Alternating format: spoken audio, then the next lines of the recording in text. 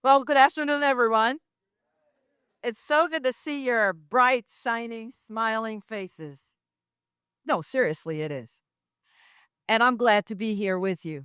Folks, we have got a time or two coming to us, don't we?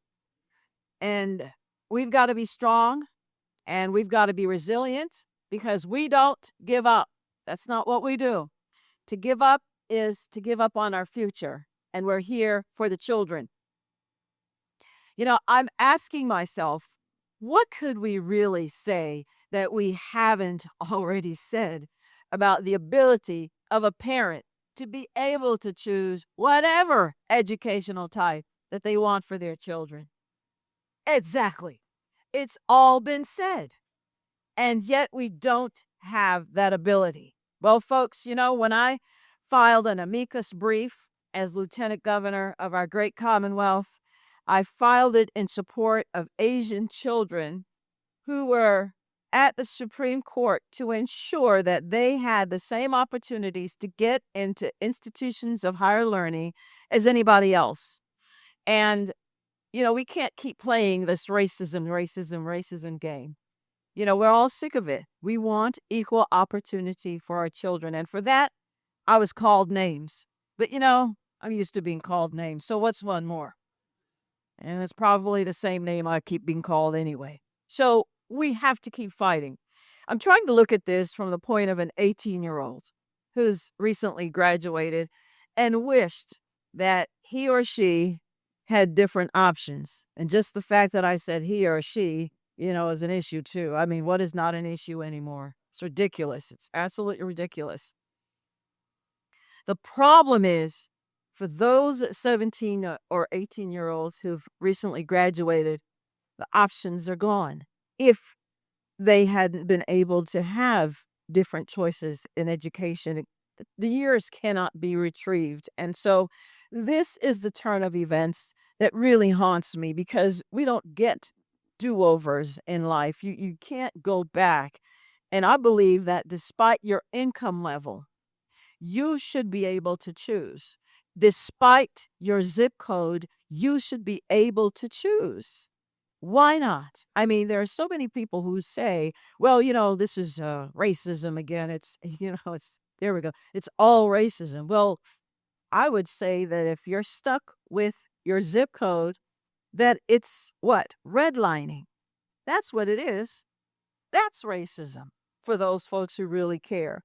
So I think that when we look at the school choice issue, when we think about it in terms of Social Security and retirement, would you like that to be your only option for retirement, Social Security? And yeah, we just discovered it's not the lockbox that somebody had said so many years ago. For those of us who are a little bit older, remember lockbox? Yeah. No, no, no. I mean, we want options. Those same people would say, no, you shouldn't have options when it comes to your future, which is education. I'm thinking about one of their major obstacles, they always say, is you heard the refrain government money shouldn't be funding private institutions.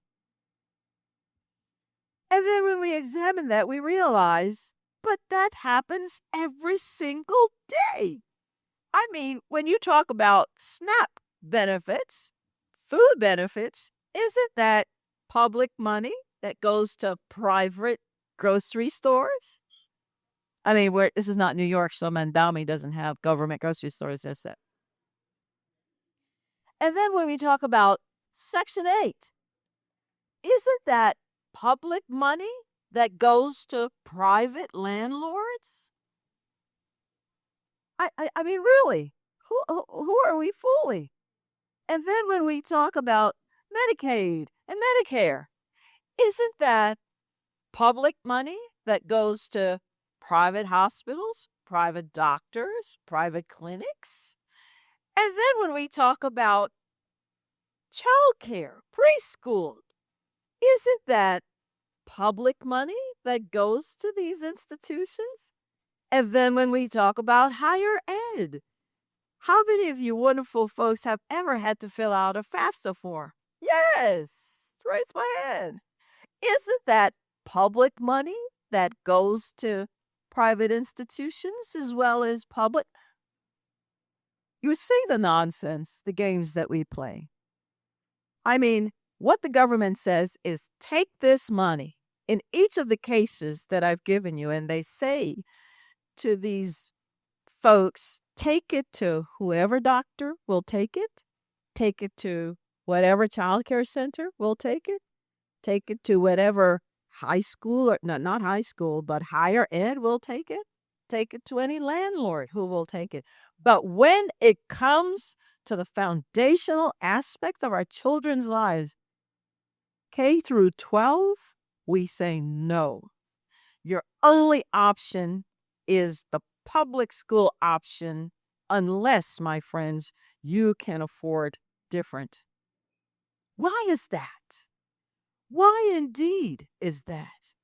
I mean, when you look at the law in Virginia, the code says that a child must have minimum 13,000 hours of instruction in order to graduate from the public schools. And so you would think that if any government is going to have this much access to my child, 13,000 hours, that I ought to have a say in how this all works, don't you think? Of course. But of course you don't. Makes no sense to me.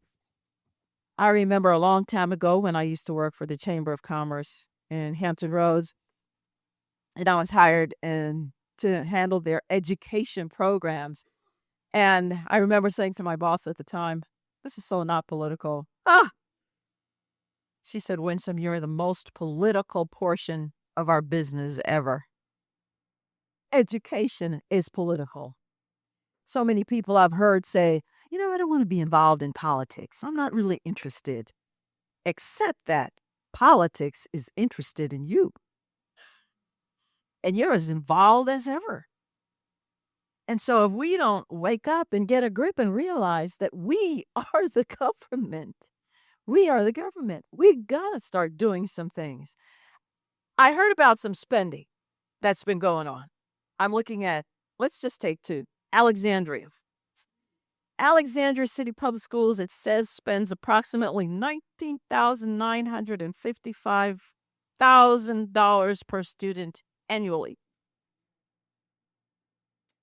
It says as of fiscal year 2024, the district spent specifically $16,000 plus on instructional costs, and the rest, of course, is overhead. We're talking about $378 million plus. That's more than the GDP of some countries.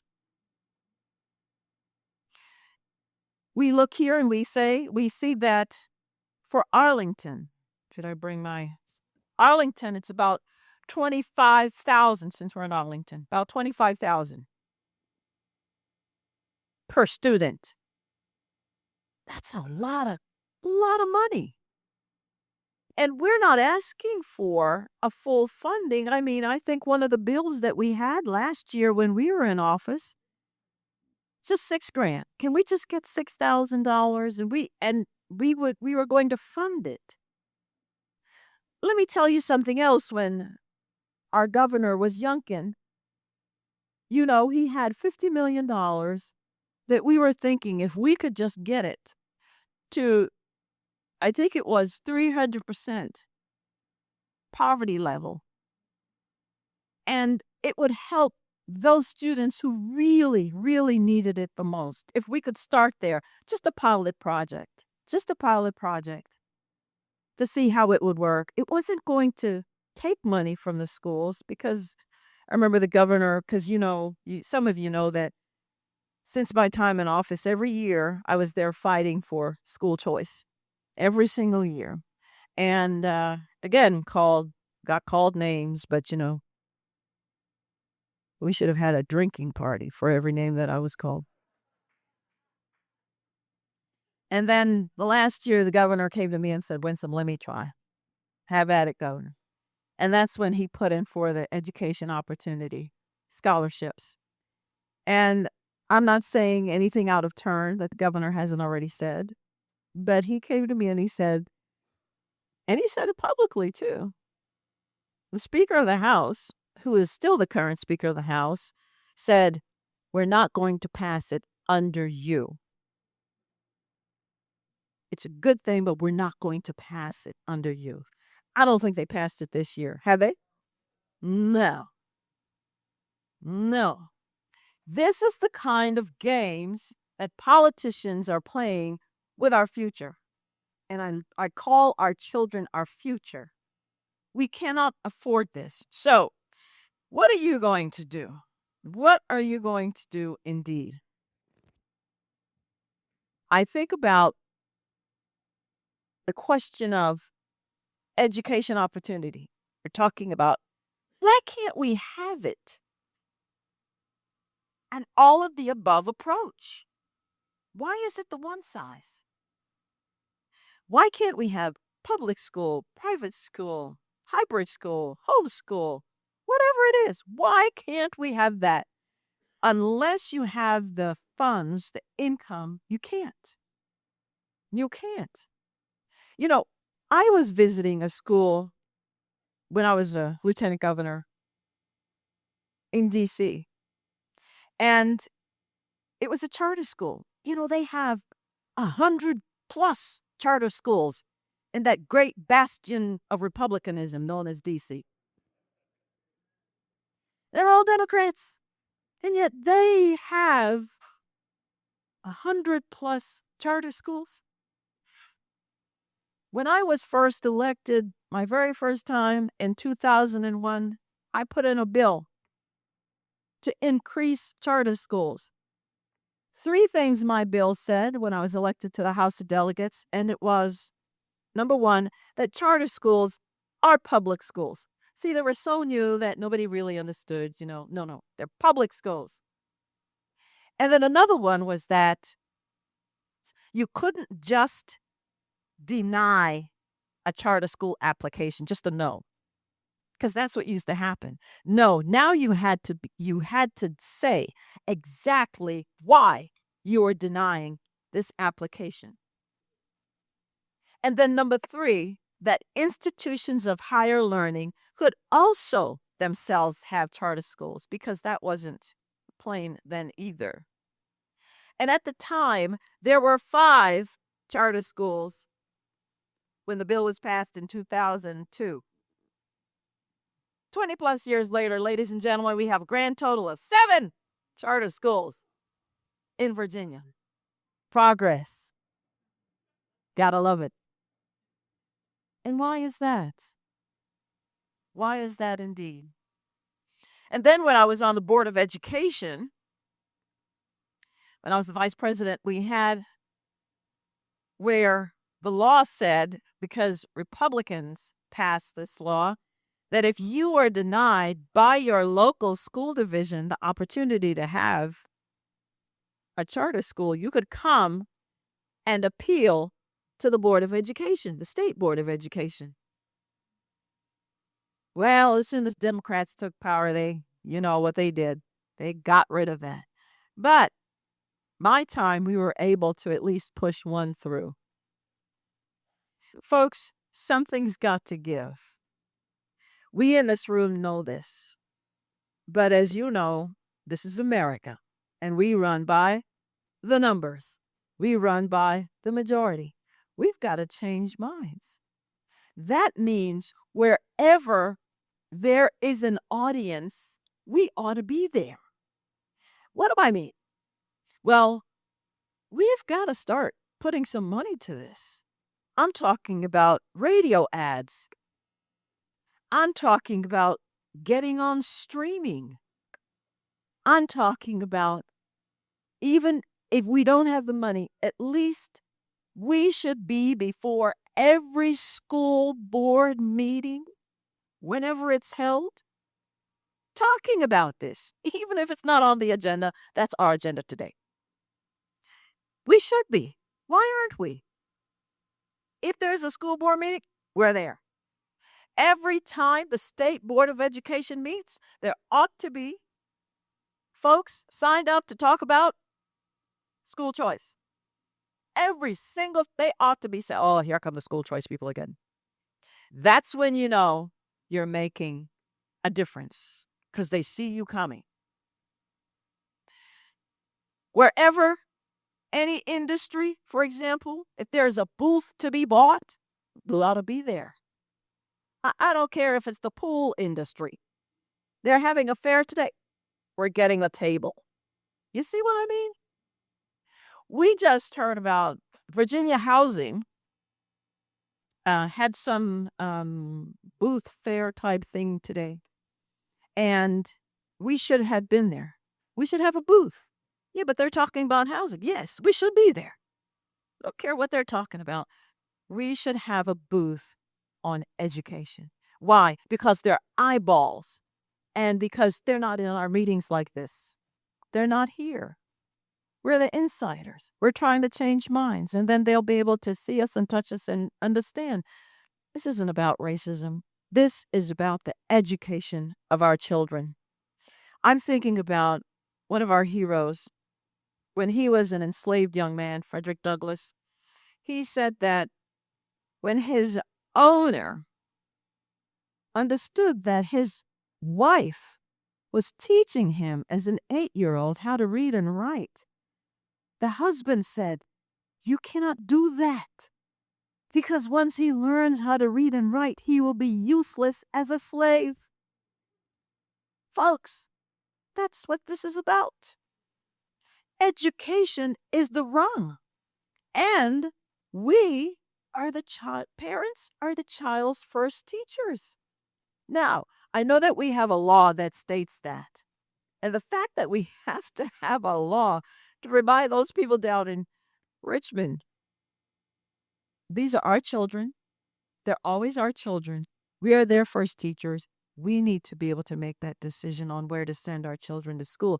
And we're already doing that. As a matter of fact, in some places, because you know that if your child is a special needs child and they cannot get the type of education here in Virginia, the law says we must find it somehow.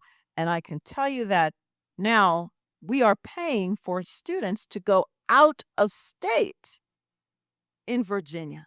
Over $10,000 plus more to be educated by another state because the services aren't available here.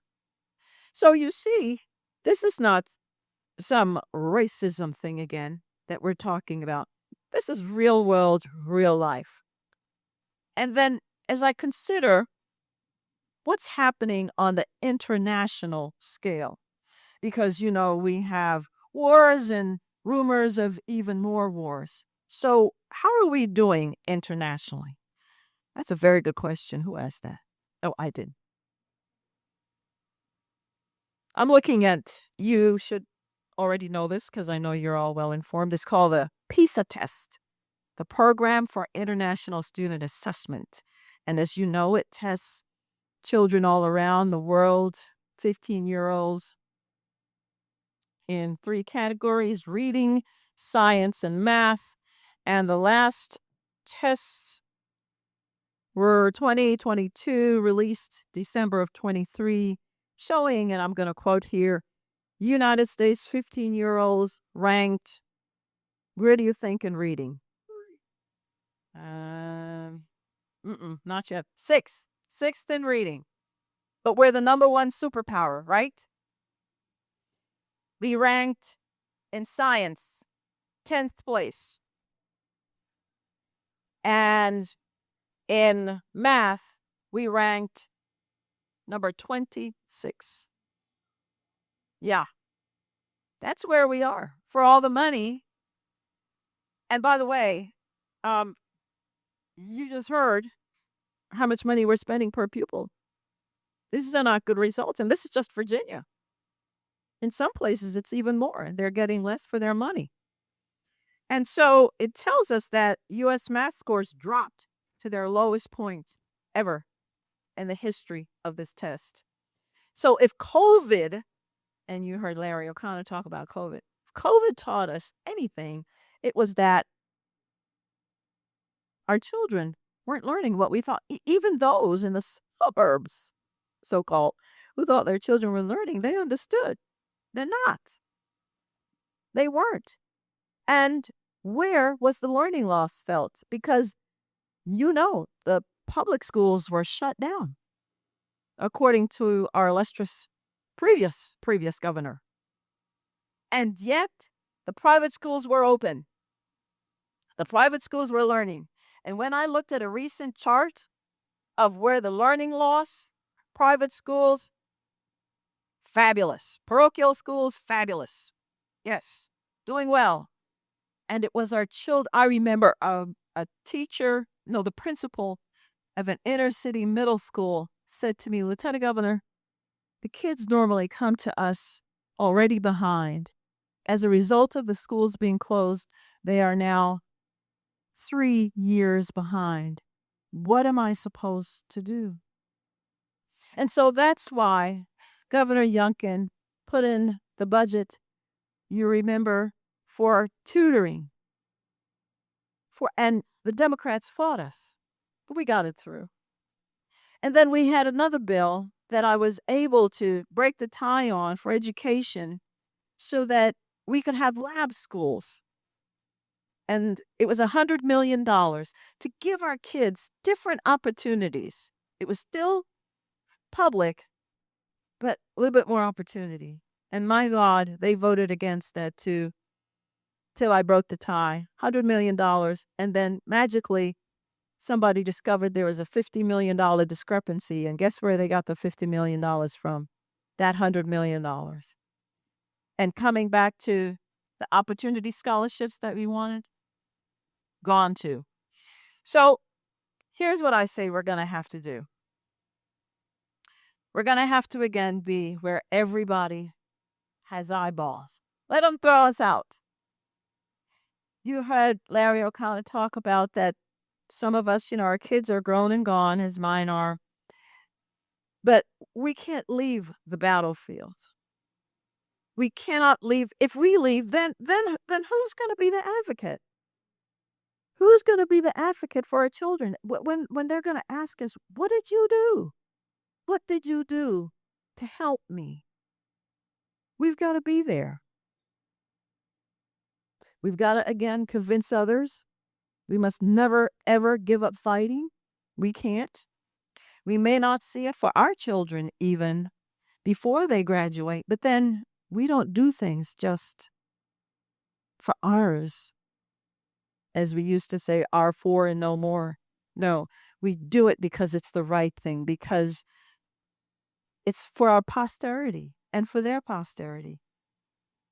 They've got to have a hope in the future. And if America is going to remain the number one superpower, the kids have to have a good education. So let's get it done.